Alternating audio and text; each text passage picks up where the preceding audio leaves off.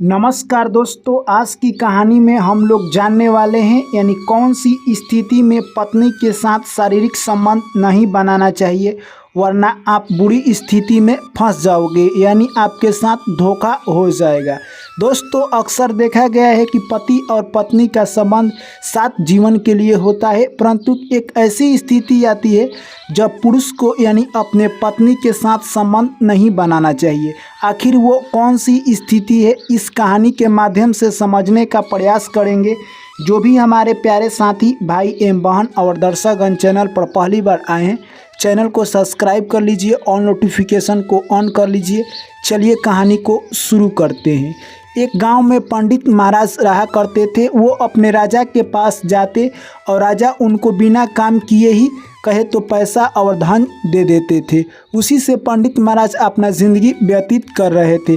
ऐसे ही देखते देखते जीवन उनका निकलता गया और पंडित महाराज कहे तो अब 50 वर्ष के हो गए। तभी पंडित महाराज ने अपने पंडिताइन से बोलते हैं कि हे पंडिताइन, हम लोग राजा की यूं ही खाते हैं और उनका कोई काम भी नहीं करते हैं, यानी फ्री का हम लोग अनाज खाते हैं, जो कि उनका हम लोगों के ऊपर काफ़ी उधार है। यानी पंडित महाराज को मन में आया कि किसी का धन ऐसे ही फ्री में नहीं खाना चाहिए। उनके लिए अगर हम छोटा सा भी काम करेंगे तो हमारा उधार हो जाएगा। राजा कहता है कि हे पंडित महाराज, आप क्या काम करेंगे हमारे लिए, आप ऐसे ही फ्री में खाते रहिए। एक दिन की बात है, पंडित महाराज राजा के पास जाते हैं और कहते हैं कि हे राजन, मैं आपका अन्न ऐसे ही फ्री में नहीं खाऊंगा, इसके बदले में मैं आपका कुछ भी छोटा सा भी काम करूँगा। तभी राजन कहते हैं कि अगर आप नहीं मानते हैं तो हमारे लिए आप एक छोटा सा काम कर दीजिए, यानी आपको गंगाजल जाकर लेकर आना है, जो कि लगभग 1 सप्ताह लग जाएगा लेकर आने और जाने में। तभी पंडित महाराज कहते हैं कि ठीक है, मैं अगले दिन ही गंगाजल लेने के लिए चल दूंगा। दोस्तों, वहां से सीधे पंडित महाराज घर आते हैं और अपने यही पंडिताइन को सारा बात बता देते हैं। तभी पंडिताइन कहती है कि आप अपने लिए भी थोड़ा सा गंगाजल लेकर चले आइएगा। अगले दिन सुबह होते ही पंडित महाराज यानी गंगाजल लेने के लिए जाने वाले थे। उससे पहले राजन से भेंट करते हैं और कहते हैं कि हे राजन, आप मेरे घर पर जाते रहिएगा और मेरे पत्नी का थोड़ा सा ख्याल रखिएगा। मैं जब तक नहीं लौट कर आता हूँ, आप जो भी आवश्यकता है पूर्ति करते रहिएगा।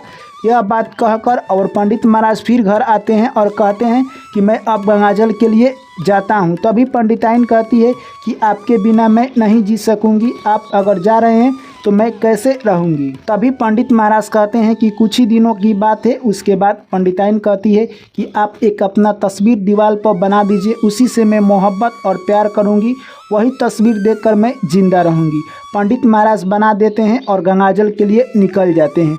इधर कहे तो राजा एक फेरवा हमेशा यानी सुबह टहलने के लिए उस पंडित महाराज के घर आता और पंडिताइन से मिलकर चले जाता। जो भी काम होता था वो काम कर देता था। ऐसे ही दिन निकलते गए और पंडित महाराज को जल लेकर आने में काफ़ी समय लग गया। एक दिन की बात है, पंडिताइन के आसपास गांव में आग लग जाते हैं और आग की लपेट इतनी तेज़ थी कि पंडित महाराज के घर तक आग आ जाता है और कुछ देर में कहे तो पंडित महाराज के घर में भी आग पकड़ लेता है। और पंडिताइन जो थी कि अपने पति पंडित के चित्र से चिपक कर दीवार में खड़ी थी और वो घर में से नहीं भागती है और वो भी जलकर अपनी जान गंवा देती है। तब तक यह बात राजा को पता चलता है और राजा जैसे ही आते हैं तो वो सोचते हैं कि अनहोनी हो गया, अब पंडित को मैं क्या मुंह दिखाऊंगा। पंडित ने मुझे अपने पंडिताइन का ध्यान रखने के लिए कहा था, मैंने बहुत बड़ा सत्यानाश कर दिया। तभी राजा सोचने लगे कि कुछ तो उपाय करना होगा। इतने ही देर में पंडित महाराज आ जाते हैं। यह सब देखकर पंडित महाराज अचंभित हो जाते हैं और कहते हैं कि हे राजन, जाओ, मैं तुम्हें श्राप देता हूँ। तूने मेरे पंडिताइन का ध्यान नहीं रखा है, जिसके चलते मेरी पंडिताइन इस दुनिया को छोड़कर चल बसी। तब तक राजन कहते हैं कि हे पंडित महाराज, आप श्राप मत दीजिए, मैं आपकी पंडिताइन को जिंदा करने का कोई व्यवस्था लगाता हूँ। तभी पंडित कहते हैं कि अगर तुमने जिंदा कर दिया तब तो मैं छोड़ दूंगा, अगर नहीं जिंदा किया तो मैं तुम्हें श्राप दूंगा। राजा कहते हैं ठीक है, मैं आपके पंडिताइन को 1 माह के अंदर जिंदा कर दूंगा। राजा के हुक्म से पंडिताइन के शरीर को कड़ू तेल में रख दिया गया एक बक्से में और उसके बाद राजा विक्रमादित्य वहाँ से निकल जाते हैं अमृत की तलाश में और वो एक वेशभूषा वेशभूषा बना लेते हैं यानी सिंपल सा, और एक द्वार पर जाकर बैठ जाते हैं। जैसे ही बैठते हैं वहाँ पर एक बूढ़ी माँ आती है और उनसे गले लगकर रोने लगती है। कुछ देर में उसमें से एक यानी कहे तो औरत आती है और अपना पति राजा विक्रमादित्य को कहने लगती है और कहती है कि आप इतना दिन से कहाँ गए थे। तभी राजा विक्रमादित्य कहते हैं कि आप लोगों की गलत फहमी हुई है, हमारे शक्ल के बहुत सारे आदमी हैं, इसलिए आपने अपने पुत्र को पहचानने में गलती कर दिया है। हे माता, मैं तुम्हारा पुत्र नहीं हूँ, और हे स्त्री, मैं तुम्हारा पति नहीं हूँ, तुम्हारा पति दूसरा कोई है। तभी वो बूढ़ी माँ अपने पुत्र की सारा कहानी सुना देती है। उसके बाद राजा विक्रमादित्य कहते हैं कि ठीक है, मैं तुम्हारा पुत्र को 1 माह के अंदर में ज़रूर खोज कर लौटा दूंगा।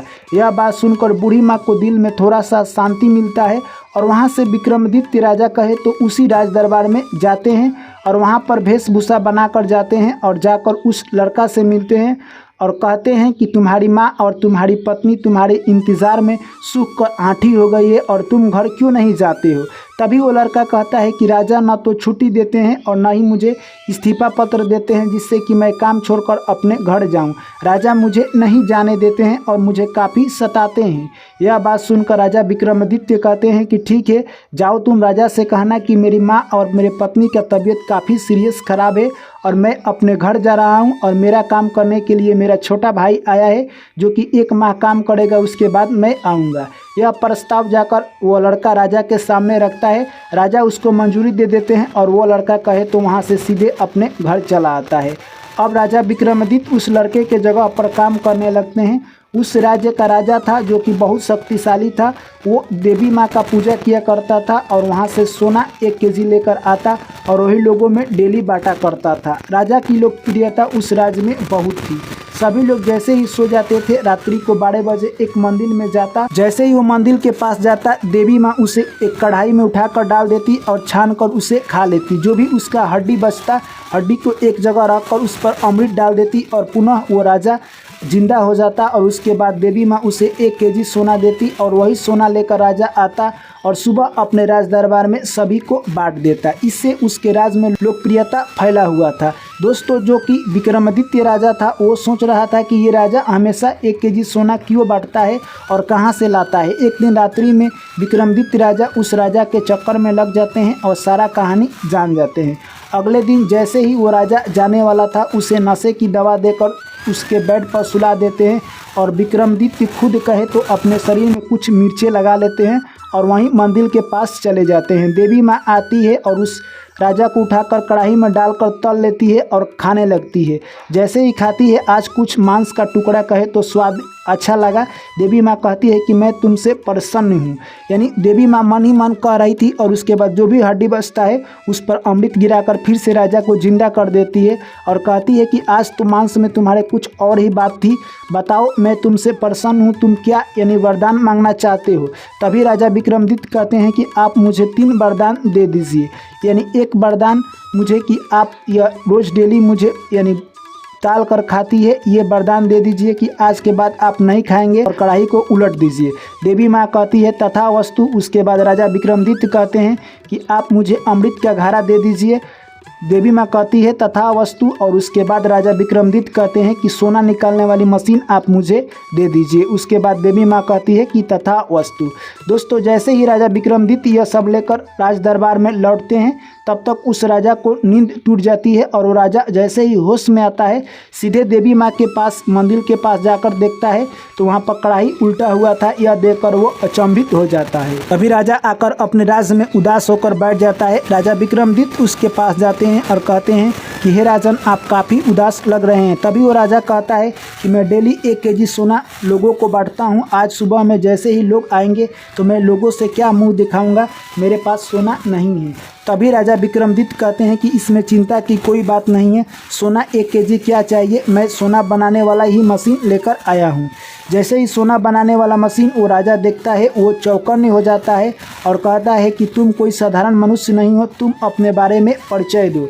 तभी राजा कहे तो विक्रमादित्य अपने बारे में सारा कुछ बताते हैं और कैसे उन्होंने सोना की मशीन, अमृत यह सब प्राप्त की, वो सब बता देते हैं। तभी राजा यानी कहे तो विक्रमादित्य के चरणों में पड़ जाता है और रोने लगता है, कहता है कि हे राजन, मैंने आपको पहचानने में भूल कर दी, आप मुझे क्षमा कर दीजिए। उसके बाद विक्रमादित्य राजा कहते हैं कोई बात नहीं है, तुम ये सोना बनाने वाली मशीन लो और इससे सोना निकालो और अपने राज दरबार में जो भी व्यक्ति है उसे बांट डालो। और वहाँ से राजा विक्रमादित्य सीधे यानी कहे तो पंडित महाराज के घर आते हैं और अमृत पंडिताइन के देह पर छिड़क देते हैं, जिससे वो पंडिताइन जिंदा हो जाती है और वो पहले से काफ़ी सुंदर और नौजवान औरत बन जाती है। अब देखने में पंडित महाराज को भी वो काफ़ी अच्छी लगने लगी। इस तरह से पंडित महाराज अब पूजा पाठ भूलकर अपने यानी पत्नी में लगे रहते थे और अपने पत्नी से काफ़ी प्यार करते थे, परंतु उसकी पत्नी की याद सारा ख़त्म हो गया था और वो नौजवान युवा औरत थी, अपने पंडित महाराज को उतना ध्यान नहीं देती थी क्योंकि पंडित महाराज बूढ़े हो चुके थे।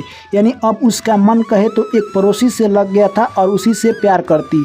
जैसे ही पंडित महाराज बाजार करने के लिए जाते, उस पड़ोसी के घर चली जाती और उसी से प्यार करने लगती। एक दिन की बात है, पंडित महाराज उन दोनों को रंगे हाथे पकड़ लेते हैं और पंडित महाराज काफ़ी उदास होते हैं।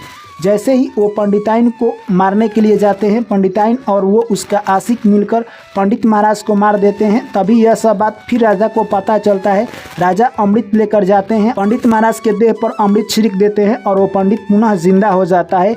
उसके बाद राजा कहते हैं कि हे पंडित महाराज, जो आपकी पत्नी है वो नौजवान है और आप बूढ़े हैं, इसीलिए आपकी पत्नी आपसे दिल नहीं लगा रही है, यानी अब वो बदचलन औरत हो गई है।